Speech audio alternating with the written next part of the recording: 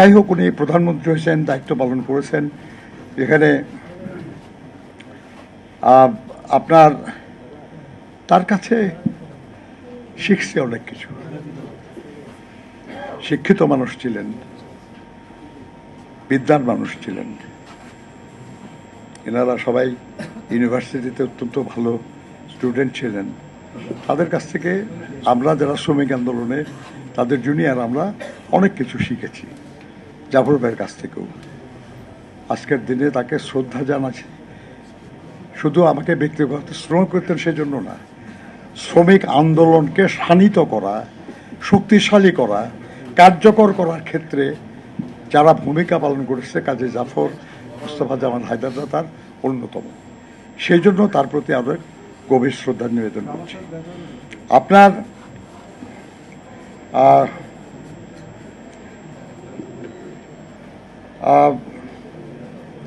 এখানে অনেক আলোচনা হয়েছে।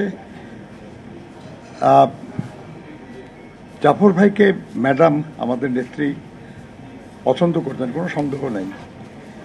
আমি নিজে সাক্ষী তার মানে মাথায় নানান পরিকল্পনা গিজ গিজ করতো, মানে বলতো যে এটা করা দরকার, এটা করতে হবে ইত্যাদি আর কি। আমার মনে আছে একবার তার সঙ্গে ব্যাংককে দেখা হলো। উনি অস্ট্রেলিয়ায় চিকিৎসা করতেছিলেন, কিন্তু অস্ট্রেলিয়ার চিকিৎসা খরচ বহন করা তার পক্ষে সম্ভব ছিল না। সেই জন্য উনি এসে ব্যাংককে চিকিৎসা করাতেন। সেখানে দেখা হলো, একসাথে আমরা সারাদিন একসাথে থাকলাম। উনি এমন সব আইডিয়া নিয়ে আমার সাথে কথা বলতেছিলেন, আমি বলে রাখেন জাফর ভাই, এত কিছু আমার মনে থাকবে না। আমি কাগজ কলম নিলাম আর কি, নিয়ে আমি নোট করতে থাকলাম।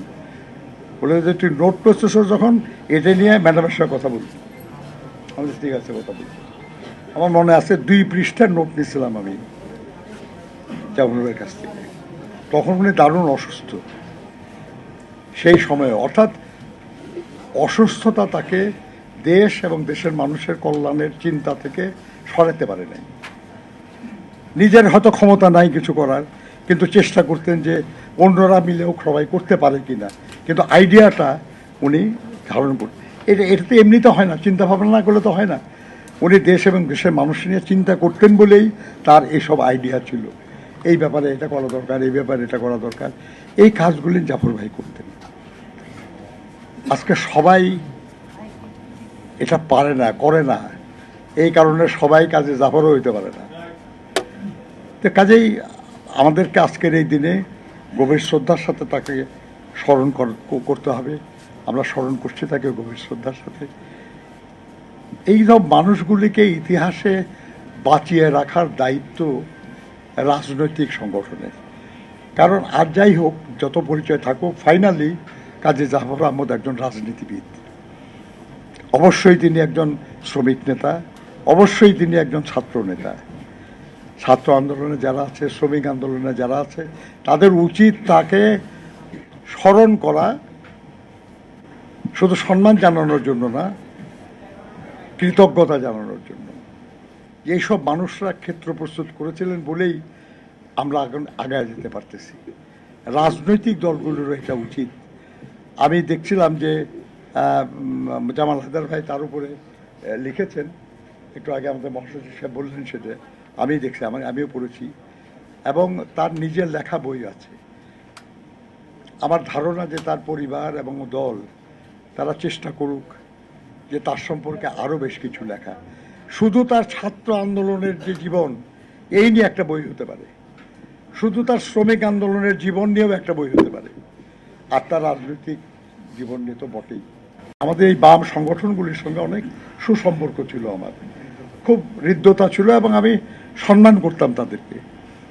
আমি জাফর ভাইয়ের কথা অমান্য করার অবস্থা ছিল না আমার আর কি।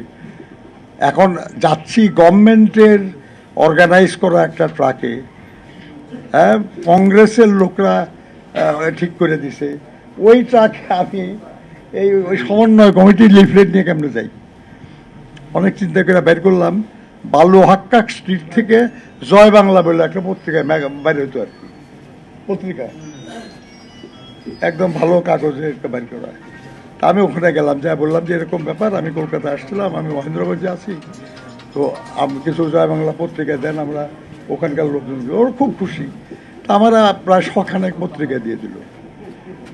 আমি ওই পত্রিকার মধ্যে ভাজে ভাজে লিফলেট ঢুকায় প্যাকেট করে, দেখলে কেউ বুঝবে না জয় বাংলা পত্রিকা, কেউ কিছু বলবে না, কিন্তু ওর ভিতরে করে এই লিফলেট নিয়ে আমি আসলাম, বলবার করে একজন লোক আছে।